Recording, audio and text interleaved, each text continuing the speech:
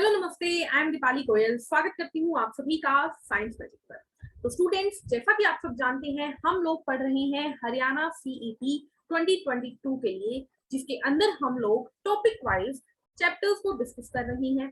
एक ही क्लास में हम पूरा चैप्टर खत्म करते हैं और फिर उसके क्वेश्चन आंसर्स देखते हैं अगले सेशन में। तो आज के सेशन में हम मिले हैं एक नए चैप्टर के लिए, और नया चैप्टर है सेल यानी कि कोशिका।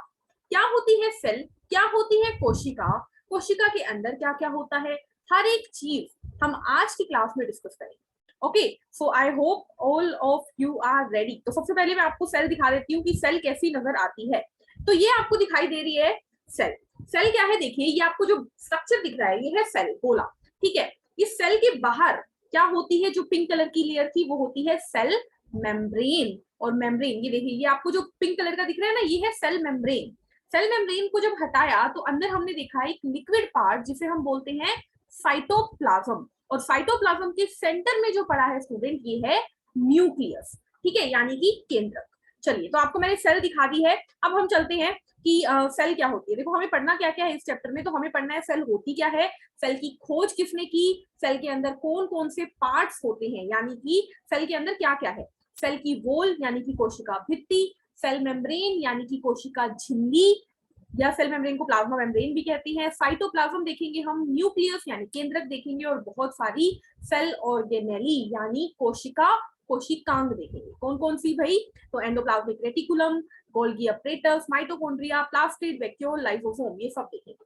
ठीक है, तो चलिए हम चलते हैं हमारे नोट्स के ऊपर। नोट्स का पीडीएफ आपको कहाँ मिलेगा स्टूडेंट्स, तो नोट्स का पीडीएफ आपको मिलेगा हमारे टेलीग्राम चैनल के ऊपर। राइट, चलिए तो देखते हैं क्या कहती है सेल हमारी। तो सेल आप देख सकते हैं, सेल है द होम। देखिए, जिस तरीके से हमारा जो घर है वो ब्रिक्स यानी कि ईंटों से मिलकर बनता है। ठीक है, हमारी घर में देखो एक ईंट होती है, उसके ऊपर एक और ईंट, एक और ईंट, इस तरीके से पूरा घर खड़ा होता है ना। उसी तरीके से हमारी बॉडी में सेल एक के ऊपर एक के ऊपर एक इकट्ठी होती है तो हमारी बॉडी बनती है। ठीक है, तो सेम टू सेम हमारा घर और ईंटें, हमारी बॉडी और सेल, यानी कि सेल क्या है स्टूडेंट, सेल वो है जो कि हमारी बॉडी को एक शेप देती है। अब सोचो कि एक दीवार बना रहे हो आप, दीवार के अंदर ईंट पे ईंट लगा रहे हो, ईंट आपने टेढ़ी मेढ़ी लगा दी तो दीवार भी तो टेढ़ी मेढ़ी बनेगी ना। बिल्कुल उसी तरीके से अगर हमारी बॉडी में सेल इधर उधर लग गई तो हमारी बॉडी की शेप बिगड़ जाएगी। तो सेल क्या है स्टूडेंट, सेल एक ऐसी चीज है जो हमारी बॉडी का बिल्डिंग ब्लॉक है, ये हमारी बॉडी को शेप देती है। ठीक है, नेक्स्ट चीज आपको याद रखनी है स्टूडेंट, मैं बोल रही हूँ, मैं कुछ कर रही हूँ, मेरी बॉडी में कुछ भी हो रहा है, कोई भी काम मेरी बॉडी अगर करती है तो एक चीज की मदद से करती है, वो है सेल। यानी कि मैं खाना खा रही हूँ तो खाना डाइजेस्ट हो रहा है। डाइजेस्ट कौन कर रहा है, आप जानते हो, बॉडी के अलग अलग पार्ट्स खाने को डाइजेस्ट करते हैं। लेकिन उन पार्ट्स के अंदर भी स्टूडेंट्स क्या होता है, उन पार्ट्स के अंदर भी सेल होती हैं जो कि काम करती है। तो सेल क्या है स्टूडेंट्स, सेल होती है वो जो कि हमारी बॉडी का स्ट्रक्चर बनाती है और फंक्शन करती है। ठीक है, एक सेकेंड, जस्ट अ सेकेंड।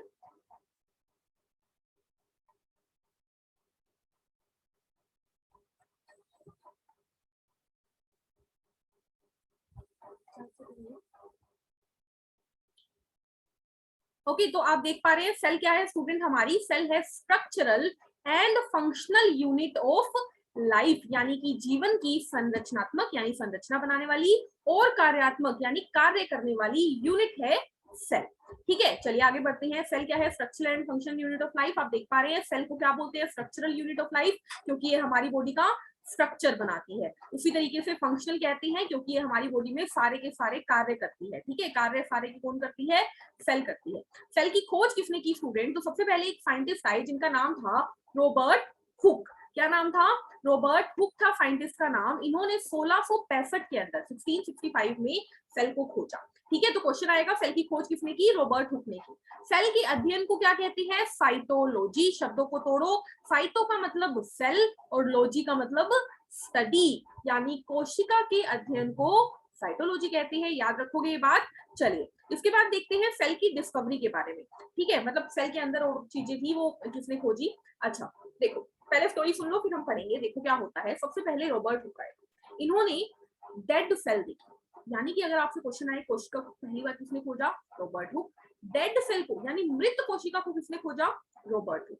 लेकिन अगर कोई पूछ ले कि पहली लिविंग सेल यानी कि पहली जीवित कोशिका किसने खोजी, तो आपको याद रखना है साइंटिस्ट का नाम है ल्यूवेनहुक। ल्यूवेनहुक नाम के साइंटिस्ट ने तालाब के पानी में, पॉन्ड वाटर के अंदर एक बैक्टीरिया खोजा था, वो पहली लिविंग सेल थी। याद रखोगे ये बात। चलिए आगे बढ़ते हैं। फिर मैंने आपको बताया कि ये हमारी अगर सेल है, ठीक है, तो सेल के बीचों बीच एक न्यूक्लियस होता है ना। तो क्वेश्चन आता है ये न्यूक्लियस किसने खोजा, तो आपको याद रखना है केंद्रक यानी न्यूक्लियस की खोज रॉबर्ट ब्राउन ने 1831 में।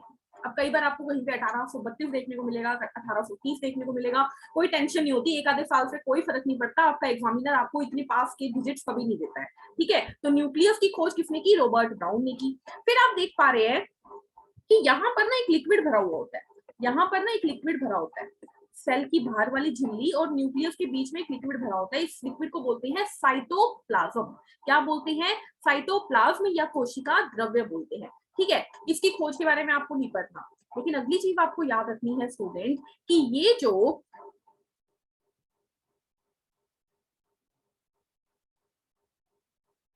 जो हमारी न्यूक्लियस है और ये जो हमारा साइटोप्लाज्म है, इन दोनों को मिलाकर बोलते हैं प्रोटोप्लाज्म।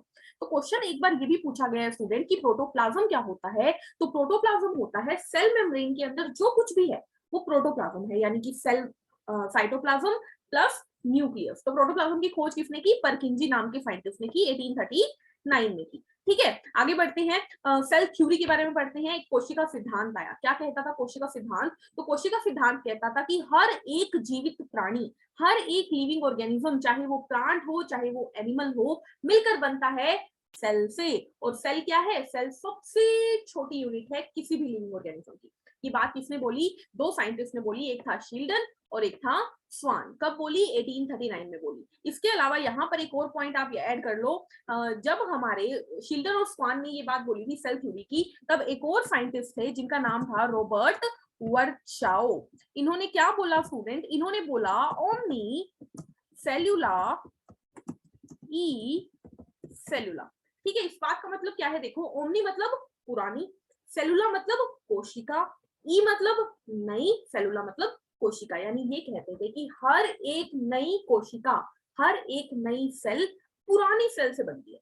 अब देखो, मैं मेरी बात करूं, मैं ऐसा तो हुआ नहीं कि कोई जादू हुआ और मैं प्रकट हो गई, ऐसा तो नहीं होता ना। मुझे बनाने वाले मेरे पेरेंट्स थे, तो मैं किससे आई, मेरी ओल्ड जनरेशन से, मेरे पेरेंट्स से। मेरे पेरेंट्स कहाँ से आए होंगे, वो भी जादू से प्रकट नहीं हुए, उन्हें भी किसी ने बनाया होगा, तो उनके पेरेंट्स ने बनाया। यानी कि हर पुरानी सेल से नई सेल बनती है, ठीक है। तो ये किसने बोला, ये रॉबर्ट वर्चाओ ने बोला, और ये बाद में बोला था इन्होंने, लेकिन ये सेल थ्योरी में ऐड हो गया, ठीक है। सेल थ्योरी की एक और बात याद रखो, सेल थ्योरी हर लिविंग ऑर्गेनिज्म पे लागू होती है, चाहे वो प्लांट हो, एनिमल हो, बैक्टीरिया हो, या फिर फंजाई हो, प्रोटोजोआ हो, कुछ भी हो। लेकिन किस पे लागू नहीं होती, आपको याद रखना है, सेल थ्योरी कोशिका सिद्धांत वायरस पे यानी विषाणु पर लागू नहीं होता, क्योंकि वायरस जो होता है अगर दुनिया में कहीं पे पड़ा है तो वो नॉन लिविंग होता है, लेकिन जैसे ही वो किसी की बॉडी के अंदर एंटर करता है वो लिविंग हो जाता है। तो वायरस क्या है, वायरस जो होता है वो सेल थ्योरी को नहीं मानता है। वायरस ना तो लिविंग है ना ही नॉन लिविंग है। और आगे की बात आगे करते हैं, ठीक है। उसके बाद ऑर्गेनिज्म दो टाइप के होते हैं, एक होता है यूनिसेलुलर ऑर्गेनिज्म, एक होता है मल्टी सेलुलर ऑर्गेनिज्म। क्या मतलब है स्टूडेंट्स इस बात का, देखो, शब्द को तोड़ो, यूनी मतलब एक, सेलुलर मतलब सेल, ठीक है। एक कोशिकीय यानी कि वह ऑर्गेनिज्म जिसमें एक ही सेल हो, वो कौन होंगे, यूनिसेलुलर। अब अगली लाइन आपको दिख रहा है, the organism that are made up of single cell, एक कोशिका से बने हुए यूनिसेलुलर हो जाते हैं। There is no division of labour, mark this line students, श्रम का विभाजन नहीं होता। अब खुद सोचो, आप ना किसी पार्टी को ऑर्गेनाइज कर रहे हो, मैंने एग्जांपल बहुत बार दिया है, आप कोई पार्टी को ऑर्गेनाइज कर रहे हो, उस पार्टी में आप अकेले इंसान हो जिसके ऊपर सारा बर्डन है, आपको खाने की अरेंजमेंट देखनी है, आपको डेकोरेशन देखनी है, आपको पानी देखना है, आपको सब कुछ गेस्ट देखने हैं, सब कुछ आपको देखना है। तो अगर आप अकेले हो तो सारा काम आपको ही करना पड़ेगा ना। तो यहाँ पर एक ही सेल है तो सारा काम वही करेगी, खाएगी भी वो, पचाएगी भी वो, निकालेगी भी वो, पिएगी भी वो, ठीक है, सब कुछ वही सेल करेगी। लेकिन अगर मैं बात करूं मल्टी सेलुलर की, मल्टी मतलब बहुत सारी कोशिका वाले, तो उनके पास इतनी सारी सेल हैं तो वो क्या करेगी, काम को बांट देंगी। काम को बांटने का मतलब एक सेल कहेगी ले मैं खाना खाने का काम करूं, एक कहेगी ले मैं पचा देती हूँ, एक कहेगी ले मैं निकाल देती हूँ। तो ये क्या है, इसे बोलते हैं डिवीजन ऑफ लेबर, यानी कि श्रम का विभाजन। तो यूनिसेलुलर में श्रम का विभाजन नहीं होता, लेकिन मल्टीसेलुलर में होता है। एग्जाम्पल क्या रखोगे याद, तो यूनिसेलुलर का हो गया अमीबा, पैरामीशियम, बैक्टीरिया, ये सब क्या है, यूनिसेलुलर होते हैं। ठीक है, पैरामीशियम के बारे में खास बात याद रखिएगा, पैरामीशियम चप्पल जैसा दिखने वाला ऑर्गेनिज्म होता है। फिर आगे बढ़ते हैं कि मल्टीसेलुलर के एग्जाम्पल कौन है, तो प्लांट्स हैं, हम खुद हैं, कोई भी एनिमल है, ये सब मल्टीसेलुलर होते हैं। उसके बाद एक और चीज यहाँ पर आपको ऐड करनी है, वो क्या है, एक और प्रकार के जीव होते हैं जिन्हें बोलते हैं ए सेलुलर ऑर्गेनिज्म। ठीक है, अगेन एक और टाइप के जीव होते हैं जिन्हें बोलते हैं ए सेलुलर ऑर्गेनिज्म। और ए सेलुलर कौन होते हैं स्टूडेंट, ए सेलुलर होते हैं वायरस। क्योंकि देखो ना तो ये यूनिसेलुलर होते हैं ना ये मल्टीसेलुलर होते हैं, ये अपनी मर्जी के अकॉर्डिंग होते हैं, अपनी मर्जी के मालिक हैं। ठीक है, ज्यादा ही अपने आप को कुछ समझते हैं लगता है। तो ए सेलुलर ऑर्गेनिज्म कौन है, वायरस। तो ये क्वेश्चन भी कई बार पूछ लिया जाता है। उसके बाद कोशिका को उनके स्ट्रक्चर के आधार पर कि वो नए जमाने के हैं, पुराने जमाने के हैं, उसके आधार पर दो पार्ट में बांटा गया है। पहला आता है प्रोकैरियोटिक सेल और दूसरा होता है यूकैरियोटिक सेल। क्या होती है प्रोकैरियोटिक और यूकैरियोटिक सेल स्टूडेंट्स, देखिए प्रोकैरियोटिक सेल नाम से सुनो, प्रोकैरियोटिक, प्रो मतलब पुराना, कैरियोटिक मतलब कैरियोन वर्ड होता है केंद्रक के लिए, जिसके अंदर पुराने जमाने का केंद्रक वो प्रोकैरियोटिक, जिसके अंदर नए जमाने का केंद्रक वो यूकैरियोटिक। सिंपल सा एग्जांपल है, एक पुराना नोकिया का फोन उठा लो और एक आज का नया स्मार्टफोन उठा लो। अब आप देखोगे पुराना फोन छोटा सा, आज के फोन बड़े बड़े, सेम टू सेम। पुरानी सेल छोटी सी, नई सेल बड़ी बड़ी। ठीक है, दूसरी चीज, पुराने में कोई फीचर नहीं है, एकदम कबाड़। ठीक है, आज यूज करो तो मजा भी नहीं आता उसको यूज करने में, राइट। लेकिन नए वाली जो होती है उसके अंदर कितने सारे फीचर्स हैं। तो आप यहाँ पर देख सकते हैं कि यहाँ पर पुराने के अंदर न्यूक्लियस ही नहीं होता, जबकि नए के अंदर न्यूक्लियस होता है, यानी प्रोकैरियोटिक सेल में न्यूक्लियस नहीं होता। अब एक बात ध्यान से सुनिएगा, एक्चुअली लिखने में आता है ये बात कि न्यूक्लियस है, न्यूक्लियस नहीं है, लेकिन इसका मतलब क्या है स्टूडेंट, देखो हर सेल के अंदर डीएनए तो होगा ही होगा। ठीक है, क्रोमोसोम मटेरियल तो होंगे ही होंगे, लेकिन क्या होता है प्रोकैरियोटिक में जो डीएनए होता है ना, उसके बाहर कोई कवरिंग नहीं होती, डीएनए ऐसे तैर रहा होता है पानी में। ठीक है, लेकिन यूकैरियोटिक के अंदर डीएनए के बाहर भी एक कवरिंग होती है। अभी डायग्राम दिखाऊंगी, एकदम क्लियर हो जाएगा। ठीक है, अगली बात आती है, इसके पास सिर्फ सिंगल क्रोमोसोम होता है प्रोकैरियोटिक के पास, लेकिन डबल यूकैरियोटिक के पास मोर देन वन क्रोमोसोम भी होता है, एक से ज्यादा गुणसूत्र भी होते हैं। उसके बाद जैसा कि मैंने आपको बोला, पुराने जमाने के फोन में फीचर्स नहीं होंगे, यानी कि सेल ऑर्गेनेली नहीं होंगी। ठीक है, जबकि नए जमाने में फीचर्स होंगे, तो यहाँ पर सेल ऑर्गेनेली है, माइटोकॉन्ड्रिया है, प्लास्टिड है, एंडोप्लाज्मिक रेटिकुलम है, गोल्गी एपिटस है, लाइसोसोम है, सारा कुछ है हमारे यूकैरियोट में। एग्जांपल क्या रखोगे आप, एग्जांपल आप दिखा देती हूँ मैं डायग्राम के साथ ही आपको। ठीक है, आ जाइए, यहाँ पर आ जाइए। हमने पढ़ लिया है क्या, सेल की डेफिनेशन हमने पढ़ ली है। फिर हमने, ये हमारे रॉबर्ट हुक साहब है जिन्होंने सेल को खोजा था। ठीक है, कहाँ खोजा था, तो आप देख सकते हैं कोर्क, ये आपने डार्ट देखी होगी ना, जो डार्ट होता है वही होता है कोर्क। इसको जब उन्होंने देखा तो उन्हें इस तरीके से मधुमक्खी के छत्ते जैसे स्ट्रक्चर दिखाई दिया, आपको दिख रहे हैं। ठीक है, उसके बाद डिस्कवरीज आ गई। ठीक है, उसके बाद सेल थ्योरी आ गई हमारी। अच्छा, ये वाली बात रह गई बतानी, देखो दुनिया में अगर आपसे पूछ लिया जाए, अगर आपसे पूछ लिया जाए दुनिया में मिलने वाली सबसे बड़ी कोशिका कौन सी है, तो आप याद रखेंगे ऑस्ट्रिच एग, यानी शुतुरमुर्ग का अंडा। दूसरी बात, सबसे छोटी कोशिका कौन सी है, तो माइकोप्लाज्म। ठीक है, ये एक बैक्टीरिया होता है, जीवाणु होता है।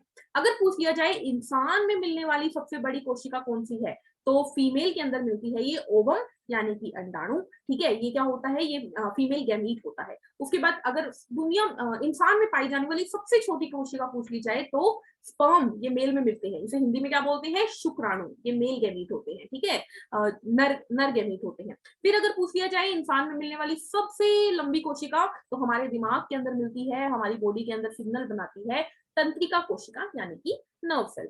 यूनिसेलुलर ऑर्गेनिज्म, ये हमारा अमीबा है। ठीक है, मल्टीसेलुलर ऑर्गेनिज्म, ये है हमारे animals, fungi, plants. Unicellular multicellular देख पा रहे हैं, एक ही सेल है और बहुत सारी सेल्स है। ठीक है, बहुत सारी सेल पार्टी कर रही है, वहां पे अकेली बेचारी बोर हो रही है। चलिए आगे बढ़ते हैं। ये हमारी, मैंने कहा था पैरामीशियम चप्पल जैसा दिखता है, ये हमारा पैरामीशियम है और चप्पल जैसा इसका आकार होता है। ठीक है, एक बड़ी सारी फ्लैजेला आपको दिख रही है, ये बड़ी सारी फ्लैजेला आपको दिख रही है। ठीक है, तेल जैसी, और ये छोटे छोटे जो प्रोजेक्शन होते हैं, ये सीलिया कहते हैं।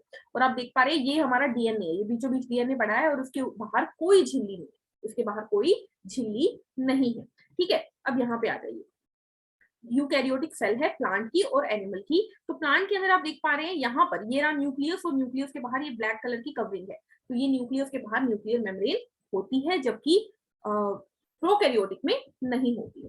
ठीक है, चलिए, तो ये बात हमने कर ली है, वापस चलते हैं हमारे नोट्स के ऊपर। अगला टॉपिक देखते हैं। अब हमारी सेल किस किस चीज से मिलकर बनती है, तो सेल तीन चीजों से मिलकर बनती है, मैं आपको पहले ही बता चुकी हूँ। सबसे बाहर क्या होती है, दीवार होती है। सबसे बाहर क्या होती है, दीवार होती है। दीवार के अंदर क्या होती है, एक पतली सी झिल्ली, जिसे सेल मेम्ब्रेन कहते हैं। ठीक है, तो सबसे बाहर दीवार यानी कि सेल वॉल यानी कि कोशिका भित्ति, उसके अंदर सेल मेम्ब्रेन यानी कि कोशिका झिल्ली, उसके अंदर लिक्विड भरा हुआ होता है जिसे साइटोप्लाज्म बोलते हैं, और बीचों बीच एक केंद्रक होता है जिसे न्यूक्लियस बोलते हैं। ठीक है, बात समझ में आ गई? इतनी बात समझ में आई? सबसे बाहर सेल वॉल, फिर सेल मेम्ब्रेन, फिर लिक्विड साइटोप्लाज्म, फिर न्यूक्लियस यानी कि नाभिक या केंद्रक। ठीक है, उसके बाद ये बात मैंने आपको बता दी है, लार्जेस्ट सेल, स्मॉलेस्ट सेल, ये सब आप देख सकते हैं दोबारा से। ठीक है, वहां पे हिंदी में लिखा हुआ था, आप देख पा रहे हैं यहाँ पे। ठीक है, आगे बढ़ते हैं। प्लांट में और एनिमल सेल में डिफरेंस क्या है? अब देखो सीधी सी बात है, आप जानते हो प्लांट्स हमसे अलग है, हम प्लांट से अलग है। क्यों? ऐसा क्या है उनमें जो कि उन्हें हमसे अलग बनाता है? तो आप सबसे पहले बोलोगे कि यार प्लांट तो एक ही जगह पे रहते हैं, लेकिन हम तो घूम फिर सकते हैं। बहुत बड़ी कंपैरिजन है, नहीं, लेकिन हमारी सेल में क्या डिफरेंस है स्टूडेंट्स? ऐसा क्या अंतर है हमारी सेल के अंदर कि प्लांट सेल अलग होती है, एनिमल सेल अलग होती है? अब मैं आपको बोलूं जाओ धूप में खड़े हो जाओ और आपकी बॉडी में खाना बन जाएगा, क्या ये पॉसिबल है? नहीं है। लेकिन प्लांट के अंदर ये फीचर होता है, प्लांट धूप में खड़ा खड़ा खुद का खाना बना लेता है और उसी खाने को हम लोग खाते हैं, चाहे कच्चा या पका के। तो प्लांट क्या है स्टूडेंट? प्लांट एक इंडिपेंडेंट सेल है, ठीक है, एक इंडिपेंडेंट ऑर्गेनिज्म है जिसको जो किसी के ऊपर निर्भर नहीं करता। सबसे पहला डिफरेंस आता है स्टूडेंट्स, क्या है? देखो मैंने आपको बोला हर एक सेल के पास सेल वॉल होती है, सेल मेम्ब्रेन होती है, न्यूक्लियस होता है और साइटोप्लाज्म होता है, लेकिन अब आपको याद रखना है प्लांट के अंदर सेल वॉल होती है, एनिमल के अंदर सेल वॉल नहीं होती। ये बहुत इंपॉर्टेंट क्वेश्चन है, बहुत बार पूछा जाता है कि एनिमल के अंदर सेल वॉल नहीं होती, प्लांट के अंदर सेल वॉल होती है। सेल मेम्ब्रेन की बात करें तो सभी में होती है, ठीक है। प्लांट में सेल वॉल होती है, किसकी बनी हुई? यहाँ पे मैं लिख देती हूँ, ठीक है, क्योंकि ये क्वेश्चन बहुत इंपॉर्टेंट है इसलिए मैं लिख रही हूँ। देखो प्लांट के अंदर सेल वॉल बनी होती है सेल्यूलोज की, ठीक है। उसके बाद आता है हमारा फंगस यानी कवक के अंदर सेल वॉल बनी होती है काइटिन की, ठीक है। काइटिन भी एक शुगर टाइप का सब्सटेंस होता है, पॉलीसेकेराइड होता है, हम पढ़ चुके हैं पहले। उसके बाद बात करते हैं बैक्टीरिया की, तो बैक्टीरिया के अंदर सेल वॉल बनी होती है पेप्टाइडो ग्लाइकन की, पेप्टाइड और ग्लाइकन दोनों चीजें मिलकर बनाते हैं सेल वॉल।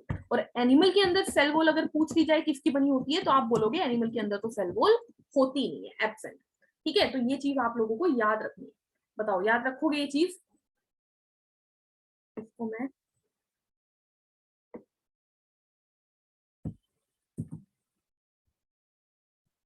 ठीक है, तो ये चीज आपको याद रखनी है। आगे बढ़ते हैं, तो आप देख पा रहे हैं प्लांट के अंदर क्या है, सेल वॉल है, बिल्कुल है। प्लाज्मा मेम्ब्रेन है, बिल्कुल है। एनिमल्स के अंदर प्लाज्मा मेम्ब्रेन होती है लेकिन सेल वॉल नहीं होती है। प्लास्टिड, प्लास्टिड क्या होते हैं आगे बताऊंगी, अभी बस इतना याद रखो कि प्लास्टिक की वजह से ही पौधे खाना बना पाते हैं, हम नहीं बना पाते। तो प्लास्टिड प्लांट में होते हैं, एनिमल में नहीं होते। उसके बाद न्यूक्लियस एक कोने में पड़ा होता है जबकि हमारे अंदर सेंटर में होता है, ठीक है। सेंट्रियोल नहीं होते, हम में होते हैं। देखो हमारी जो सेल ऑर्गेनेली है ना वो डिवाइड होती रहती है, हर टाइम हमारी सेल डिवाइड होती रहती है। क्यों? क्योंकि हमारे अंदर सेंट्रियोल होते हैं, इसकी बात भी हम आगे करेंगे।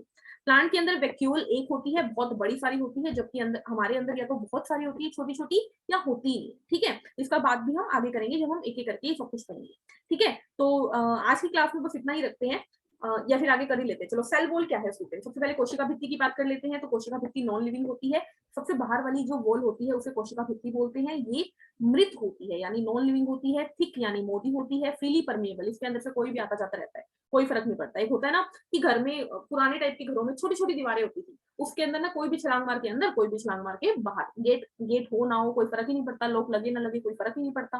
वैसी टाइप की होती है सेल वॉल, इसको कोई फर्क नहीं पड़ता, मेरे अंदर कोई मर्जी आए कोई मर्जी जाए। लेकिन सेल मेम्ब्रेन की बात करेंगे तो अच्छा खासा गेट है वो, ठीक है। ये सेलुलोज की बनी होती है, मैंने जैसा कि आपको बताया अभी, ठीक है। ये यूकैरियोटिक प्लांट सेल में होती है और प्रोकैरियोटिक सेल में भी होती है, लेकिन एनिमल्स में नहीं होती, ठीक है। आगे बढ़ते हैं। सेल मेम्ब्रेन क्या है, तो सेल मेम्ब्रेन लिविंग होती है, ठीक है, आउटरमोस्ट कवरिंग होती है। देखो वैसे तो इसके बाहर सेल वॉल होती है, लेकिन प्लांट्स एनिमल्स के अंदर ये बाहर वाली होती है। इसके अंदर ही सेल सारा का सारा सामान रखती है, ये सेल को शेप देती है। सेमी परमिएबल होती है यानी ये किसी चीज को आने देती है, किसी को नहीं आने देती। तीन चीजों से मिलकर बनती है प्लांट, ये याद रखनी है आपको। जो हमारी सेल मेम्ब्रेन है या प्लाज्मा मेम्ब्रेन है, तीन चीजों से मिलकर बनती है, लिपिड, प्रोटीन और कोलेस्ट्रॉल, ठीक है। ये स्ट्रक्चर किसने बताया, तो सिंगर एंड निकोलसन दो साइंटिस्ट थे जिन्होंने हमें प्लाज्मा मेम्ब्रेन का स्ट्रक्चर बताया 1972 में यानी 1972 में, ठीक है, चलिए देख लेते हैं प्लाज्मा मेम्ब्रेन का स्ट्रक्चर। यहाँ पर हमारे पास ये रहा प्लाज्मा मेम्ब्रेन, ये आपको दिख रही है प्लाज्मा मेम्ब्रेन है ये हमारी। देखो इसमें आपको देखिए यहाँ पर मैंने क्या बोला, लिपिड, प्रोटीन और कोलेस्ट्रॉल। तो ये आपको जो दिख रहा है ब्लू कलर का, बीच में लंबे लंबे दिख रहे हैं ना ये ब्लू कलर के, ये प्रोटीन है, ये प्रोटीन है हमारा, ये भी प्रोटीन है हमारा, ये भी प्रोटीन है हमारा। ब्लू ब्लू कलर के जो भी दिख रहे हैं वो सारे प्रोटीन है। जबकि प्रोटीन के अलावा जो ये चैन से निकल रही है ग्रीन कलर की, ये है कोलेस्ट्रॉल। ये क्या है, कोलेस्ट्रॉल, ये वाला ग्रीन कलर बोल रही हूँ, ये लाइट ग्रीन। ठीक है, और जो ये आपको गोले से दिख रहे हैं ना, जैसे गुलाब जामुन होते हैं वैसे गोले हैं ये, और उनमें से नीचे पूंछ निकल रही है, ये हमारे लिपिड मॉलिक्यूल। ठीक है, चलिए चलते हैं वापस से। तो यहाँ पर हमारी सेल मेम्ब्रेन सेल वेक्यूल खत्म हो गई है। अब सेल मेम्ब्रेन सेल वॉल खत्म हो गई है।